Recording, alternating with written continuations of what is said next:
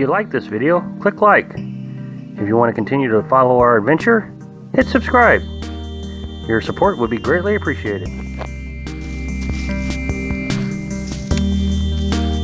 Hello, House on the Road subscribers and followers.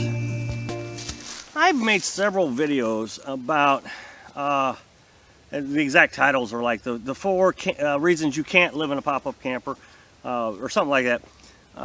And what those videos are talking about is folks who say they can't do or accomplish their dreams for different reasons, health issues, money issues, and whatever they were. But one of the comments I hear a lot, and I never knew how to address it, was I can't live my dream because my spouse doesn't want to do it. And specifically, people usually say, I would love to do what you're doing, living out on the road, but I can't because my spouse doesn't want to. And I never knew how to answer the question, so I always avoided it. And until now, and I'm not sure, I'm not an expert, but I read an article the other day, and it said the 7 reasons people over 50 get divorced. Apparently, people over 50 are getting divorced more often now than, I guess, ever before. And I'm not going to go through all the 7 reasons, but the reason I want to focus on that was like reason number 4 was exactly what I just said. My spouse doesn't want to do whatever.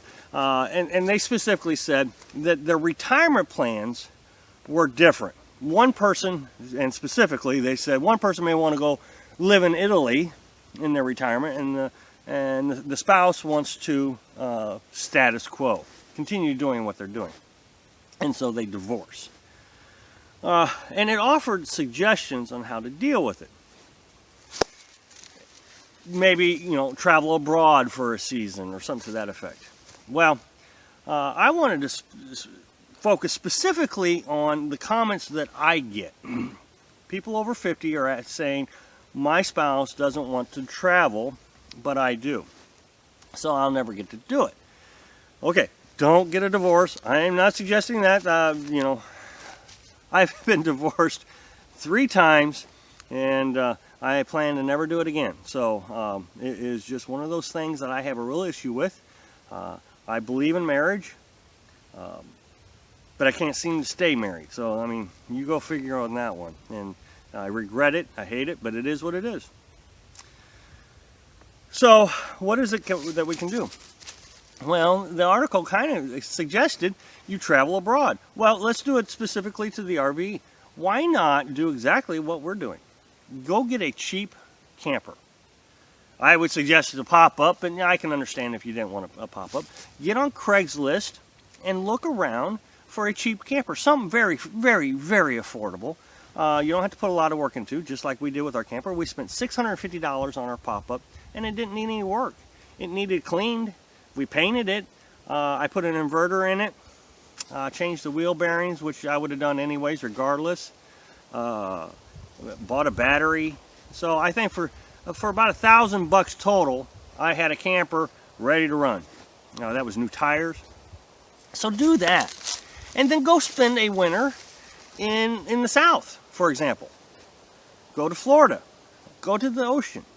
Do something that you've never done before, or conversely, do it in the summer and go travel. Just travel, whatever it is the spouse wants to do. Either, because that might do one of 2 things. One, it might get you to compromise. And compromise would be a big deal. If you can compromise and say, okay, we'll travel every summer, or we'll go south every winter. Perhaps you'll go sell that $1,000 camper and go get something a little better so you can actually enjoy it better or whatever. That might be one compromise. The other compromise is maybe the spouse does find some enjoyment in it. I'm not suggesting that one person forced the issue. I'm suggesting a compromise just like the article suggested. I've said in many of the videos, don't let the dream pass you by because it wasn't the exact dream. I've said many times that I wanted to live in Alaska. Now that I'm older, I realize how ridiculous that is. I don't like the cold, so why would I go to Alaska? That doesn't sound like a good idea. But I still wanted that dream. I wanted that dream. What is it? What is it, the dream? And so now I live in a pop-up camper. It's not exactly what I wanted, but it's still the dream.